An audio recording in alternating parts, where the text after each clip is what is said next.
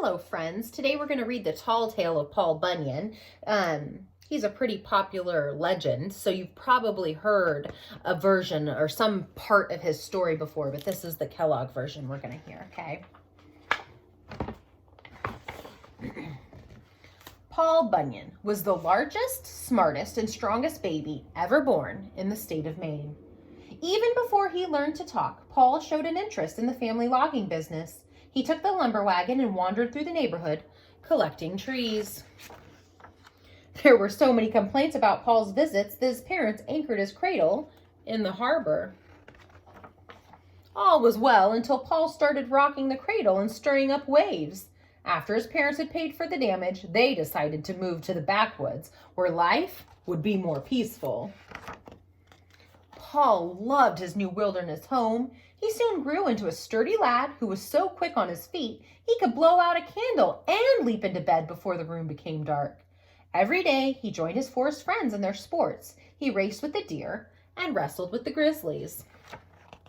One morning, Paul awoke to find the world under a blanket of blue snow. He heard a moan from inside a snowdrift, and there he found a shivering ox calf. Paul adopted him and named him Babe. Both Paul and Babe began growing at an astonishing rate, but the ox never lost the color of the snow from which he'd been rescued. As the years passed, the two of them proved to be extremely helpful in the family business. At 17, Paul grew a fine beard, which he combed with the top of a pine tree. By this time, other settlers were beginning to crowd into the Maine woods. Paul felt an urge to move on. He said goodbye to his parents and headed west. Paul wanted to cross the country with the best lumbering crew available. He hired Ole, a celebrated blacksmith, and two famous cooks, Sourdough Slim and Cream Puff Fatty. Then he signed up legendary lumbermen like Big Tim Burr and Hard Jaw Murphy and the 7 Hackett brothers. Paul put the camp buildings on wheels so that Babe could haul them from one forest to another. As soon as he'd cleared the land, pioneers moved in to set up farms and villages. On the far slopes of the Appalachian Mountains, several of Paul's men were ambushed by a gang of underground ogres called Gumbaroos. Paul grabbed the camp diner horn and blew a thunderous note into the Gumbaroos' cave, determined to blast the meanness right out of them. To Paul's dismay, the Gumbaroos responded by snatching the entire crew. A wild, rough, and tumble rumpus began inside the den. When the historic tussle was over, the Gumbaroos needed 6 weeks to untangle themselves. They disappeared in the depths of the earth, and they've never been heard from since. Paul's next job was clear the heavily forested Midwest. He hired armies of extra woodsmen and built enormous new bunkhouses. The men sailed up to bed in balloons and parachuted down to breakfast in the morning. Unfortunately, the cooks couldn't flip flapjacks fast enough to satisfy all the newcomers. To solve the muddle, Paul built a colossal flapjack griddle. The surface was greased by kitchen helpers with slabs of bacon laced to their feet. Every time the hot griddle was flooded with batter, it blasted a delicious flapjack high above the clouds. Usually the flapjacks landed neatly beside the griddle, but sometimes they were a bit off target. Paul took a few days off to dig the St. Lawrence River and the Great Lake so that the barges of Vermont maple syrup could be brought to camp. Fueled by the powerful mixture of flapjacks and syrup, the men leveled the Great Plains and shaved the slopes of the Rocky Mountains. They probably would have sawed the peaks themselves into logs if a blizzard hadn't suddenly buried the entire mountain range. That blizzard continued for several years, snuffing out the springs, summers, and autumns. The crew burrowed into their bunkhouses and hibernated. Babe became so depressed that Paul asked Ole to make a pair of sunglasses for his friend. When Babe saw the world colored green, he thought he'd stumbled into a field of clover.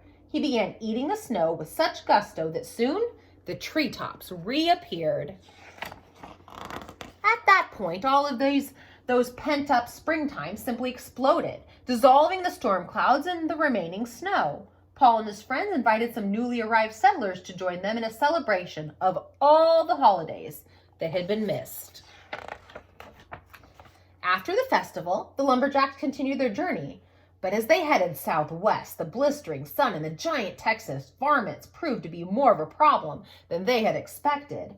Travel became so difficult that some of the men began to speak longingly of being buried by a blizzard or bear-hugged by a gumbaroo. While crossing Arizona, the griddle curled up like a burned leaf and the batter evaporated. Deprived of their flapjacks, the lumbermen became weak and discouraged. Paul's great axe fell from his shoulder, gouging a jagged trench, which today is known as the Grand Canyon. Disaster seemed certain until Paul came up with a desperate plan. He headed east and found a family who could sell him a barn filled with corn. Babe galloped it back across the desert. When the flaming sunrise hit that barn, it exploded, and the lumbermen awoke to find themselves in a raging blizzard of popcorn. Dizzy with joy, they pulled out their mittens and began blasting each other with popcorn balls. A westerly wind kept the cooling clouds of popcorn swirling around Paul and his crew until they crossed California and reached the Pacific Ocean.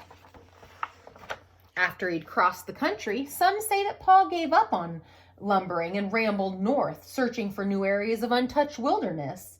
With the passing years, Paul has been seen less and less frequently.